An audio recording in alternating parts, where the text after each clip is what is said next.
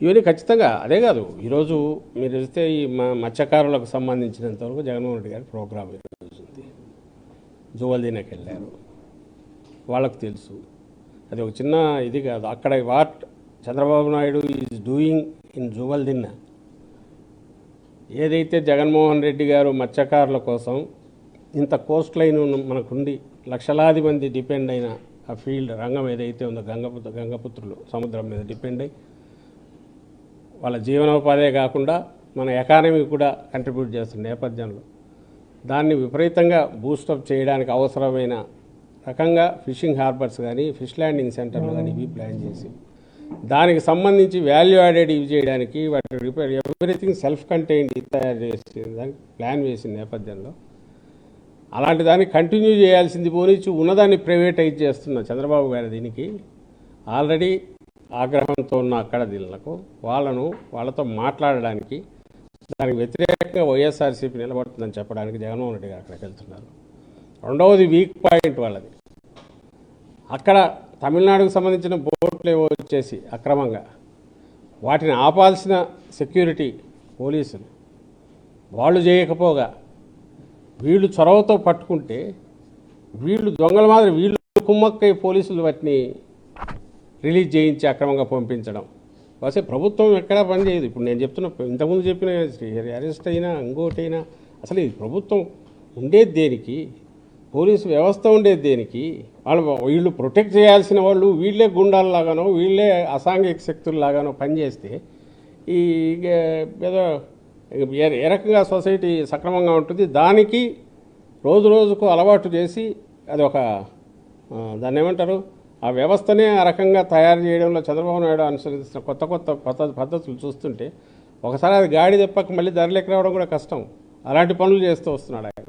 అందులో ఇది కూడా అంతే మత్స్యకారులది. అక్కడ బోట్లో వదిలేసినందుకు పోలీసుల మీద కేసు పెట్టాలా, ఎఫ్ఐఆర్లో ఉంది, వాళ్ళని అరెస్ట్ చేయాలి, వాళ్ళని సస్పెండ్ చేయాలా, యాక్షన్ తీసుకోవాలి. అది కాలా. సో ఈ సీరియస్ ఇష్యూ మీద అడ్రస్ చేయడానికి ఆయన వెళ్తున్నారు. అక్కడ జనం బ్రహ్మాండంగా వస్తారు. ఖచ్చితంగా జగన్మోహన్ రెడ్డి గారు వస్తున్నారంటే ఆయన అడ్రస్ చేసి రైజ్ చేసే పాయింట్స్ వ్యాలిడ్ పాయింట్స్ అవి రాకూడదు, జనంలోకి డైవర్ట్ చేయాలా. మీ అన్నట్టు ఓ పక్క ఇక్కడ అమరావతి మీద గంగవెరువులు ఎత్తున్నారు. జగన్మోహన్ రెడ్డి గారు రైజ్ చేసిన పాయింట్ ఏదైతే మచిలీపట్నం, విజయవాడ, గుంటూరు అతి తక్కువ ఖర్చుతో తక్షణం రాజధాని ఉంటుంది మనం చెప్పుకోవడానికి. నువ్వు లక్షల కోట్లు ఖర్చు చేసి నీ వేల కోట్ల అవినీతి కోసం ఆ లక్షల కోట్లు చేసినా పూర్తిగాని ఒక రియల్ ఎస్టేట్ ప్రాజెక్ట్ లాగా నువ్వు చేస్తున్న దీన్ని తక్షణం ఆపు అంటున్న దానికి వస్తున్న స్పందన, ఎందుకంటే అది ప్రాక్టికల్ సజెషన్, అందుకని స్పందన వస్తుంది. దాన్ని తట్టుకోలేక వారం నుంచి ఏం బూతులు ఎట్లా తిడుతున్నారో చూస్తున్నారు. ఈరోజు కూడా పెట్టారు. రోజు ఆ మీడియా నిండా ఈనాడు, ఆంధ్రజ్యోతి ఆ ఛానల్స్లో ఇంకా వాటిని బూతుల్లో అంతకంటే రాజకీయ నాయకులు ఇంకా దిగజారి మాట్లాడలేని అన్నీ పెడుతున్నారు. వాటన్నిటికీ అవన్నీ ఫస్ట్ పేజ్ నుండి ఆ స్టోరీసే. అసలు ఎక్కడ మర్డర్లు జరిగినవన్నీ పరిటాల రవి దగ్గర నుంచి మొత్తం అన్నీ కూడా ఆయన లింక్ చేస్తారు. ఇంకా అంతకుముందు ఎవరో ఉంటే కలిపేవాళ్ళే. మరి బహుశా ఆయన వయసు వల్ల మహాత్మా గాంధీ గారి దగ్గర నుంచి తీసుకుని వచ్చి అనేవాళ్ళేమో తెలియదు.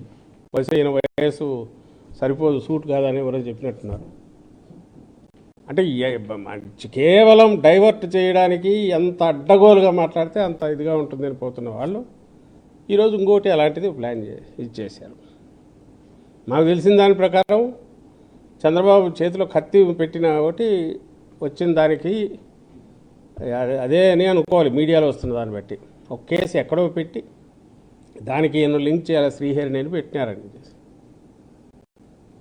దాన్ని ఏమో తెలియదు. కానీ జగన్మోహన్ రెడ్డి గారి చేతిలో గొడ్డలు పెట్టి వందల్లో వచ్చినాయి తెలుగుదేశం పార్టీ ఆఫీసులకి. కేసులు పెడితే తీసుకునేవాడు లేడు. ఎక్కడ మొదలవుతుంది కల్చరు? ఎవరు చేస్తున్నది ఎవరు? ఎందుకు మరి ఓన్లీ వైఎస్ఆర్సీపీకి అప్లై చేస్తూ నిన్న డీజీపీ స్టేట్మెంట్ ఇచ్చారు సోషల్ మీడియాలో. ఇది అంతకుముందు చంద్రబాబు నాయుడు చట్టం తెస్తున్నామన్నారు. అది కేవలం వైఎస్ఆర్సీపీకి అప్లై చేస్తున్నారా? నువ్వు ఇప్పుడు అధికారంలో ఉన్నవాడివి ఫస్ట్ ఫాలో కావాల్సిన నువ్వా, అపోజిషనా?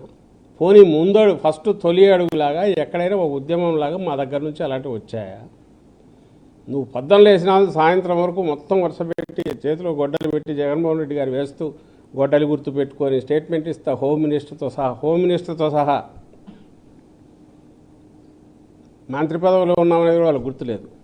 ఇవి చేస్తున్నందుకు దానికి రియాక్షన్ ఇది వచ్చిందని చెప్పి దీనికి అసలు సంబంధం లేని వ్యక్తులను తీసుకెళ్లే ప్రయత్నం చేస్తున్నారు.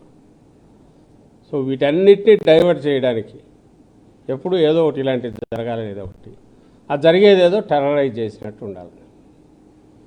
కానీ జనం దృష్టి నుంచి ఏది తప్పించుకోవట్లా. అందుకే ఇవి ఏది ఉన్నాయి పక్కకు తోసి జరగాల్సిన డిస్కషన్ ఇటు రాజధాని మీద జరుగుతోంది, జరగాల్సిన రీతిలో జరుగుతుంది. ప్రజలకు అర్థమైంది, అటు రాయలసీమ ఉత్తరాంధ్ర వల్ల కూడా అర్థమైంది. ఇది ఇన్ని లక్షల కోట్లు ఆచరణ సాధ్యంగానే పెట్టినా ఆచరణ లేక రాని రాజధాని ఆయన చూపిస్తున్నది. వేరే జగన్మోహన్ రెడ్డి గారు అతి తక్కువ ఖర్చుతో ఇమ్మీడియట్ ప్రాక్టికల్ ఇది చూపిస్తున్నారు అనేది అందరికీ అర్థమవుతుంది. ఈ అప్పుల భారం భరించడానికో నీ అవినీతి కోసం నువ్వు పెట్టుకున్నది ఎన్నో భరించడానికో రాష్ట్రం సిద్ధంగా లేదు అనే విషయం ఆయన చంద్రబాబు నాయుడు గారికి అర్థమవుతుంది.